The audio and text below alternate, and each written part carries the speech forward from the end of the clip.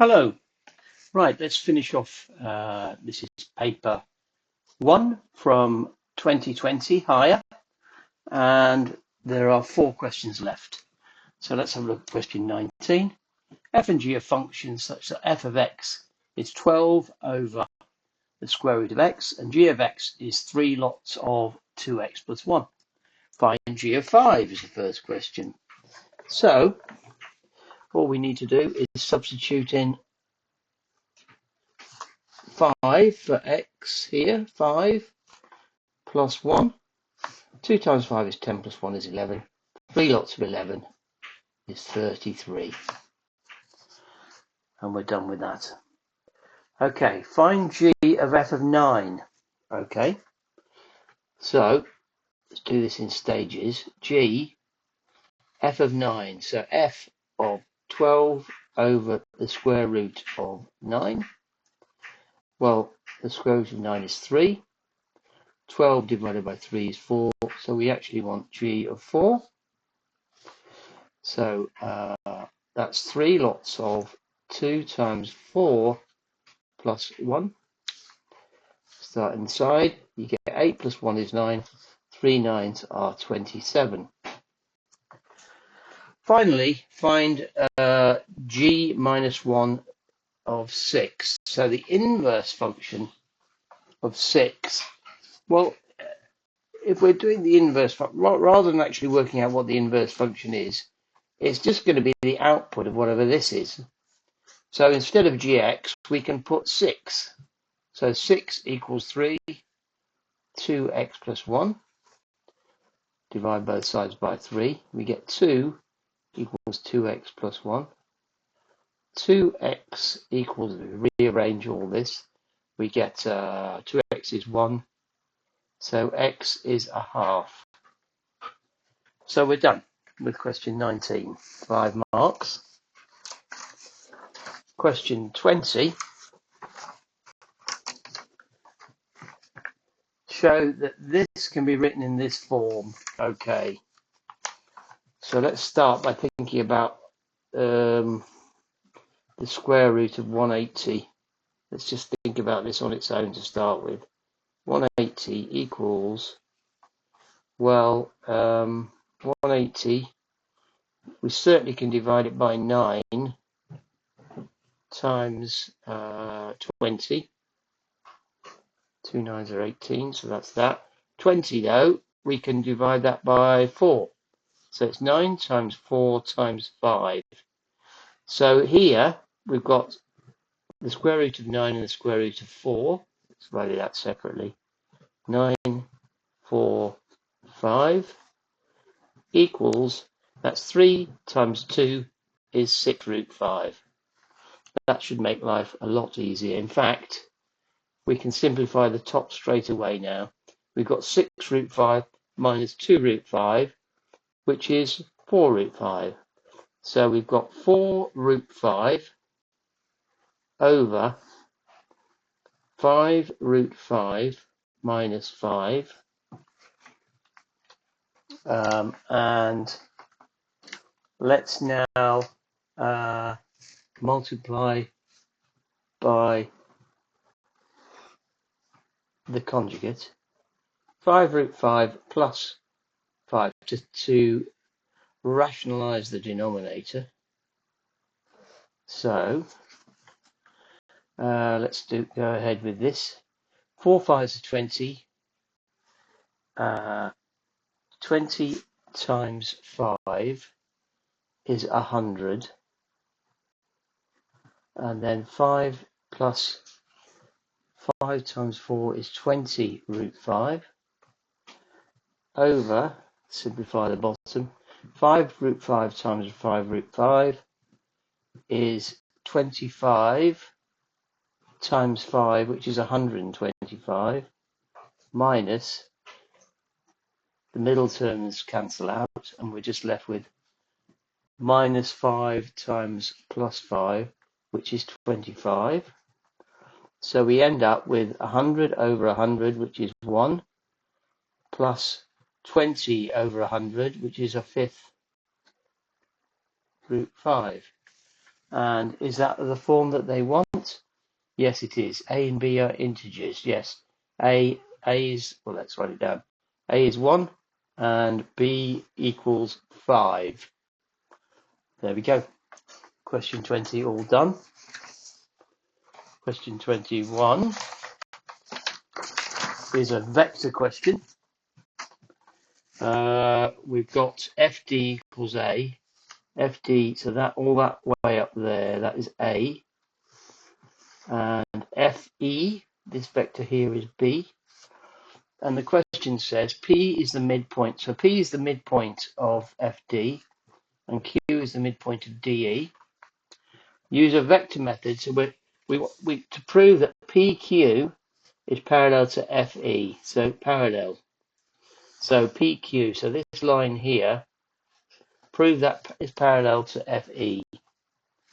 So let's have a look at the vector PQ. PQ. How do we get from P to Q? We can go that way and then that way. We can go PD plus DQ. Let's consider those vectors. Well, P to D, that's easy. That's just a half of PD, so that's just a half A. D to Q is a half of DE. Just looking at that there. Well, but what's DE? How do we get from D to E? We go backwards along A and forwards along B. So this is a half A plus a half. If we're going, so it's minus A plus B. Minus A plus B. And then if we simplify that, we get these cancel out and we end up with just a half of B. A half of B. Well, a half of B, this is B here, running from there to there. So that's just a half of FE. Well, if it's half of FE, it's a multiple of FE. Therefore, it must be parallel to FE. Therefore, PQ is parallel to FE. And we're done. So the final question. Oh, no, not the final one. Question 22 first. 2 more to go. The diagram shows 2 shapes A and B. The area of shape A is the same as shape B. That is the diameter there. So the radius of shape B, radius of B must be half of that, which is 1 minus x. So the area of B, first of all, then. The area of B is a half. Wait a minute. No, that's not quite true. It's pi r squared, 1 minus x squared. That's the area of B. Pi r squared. The area of A, let's be careful with this. The area of A, well, the angle is 45 degrees. So this is an eighth of a circle. So we can say it's 1/8. And then the area of the big bit, subtract the area of the small bit. So if we're doing that, the area of the big piece would be pi r squared.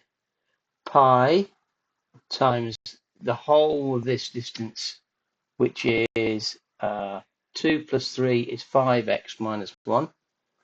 5x minus 1 squared minus pi lots of 3x minus 1 squared. 3x minus 1 squared. We can take the pi out as well.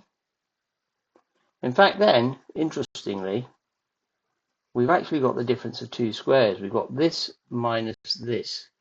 So if we do it in that fashion, we've got 5x. Let's write it out. 5x minus 1 plus 3x minus 1 times 5x minus 1 minus 3x minus 1 equals 1/8 pi. we've got these added together. 5x plus 3x is 8x minus 1 minus 1 minus 2. And here we've got 5x minus 3x, which is 2x, minus 1 minus minus 1, which is 0. So we're ending up with this, which is 1 over 8 pi. And then inside here we've got 8 times 2 is 16x squared minus 4x squared. No, minus 4x, we'll get there in the end, equals, so if we separate these out, we get 2 pi x squared minus a half pi x.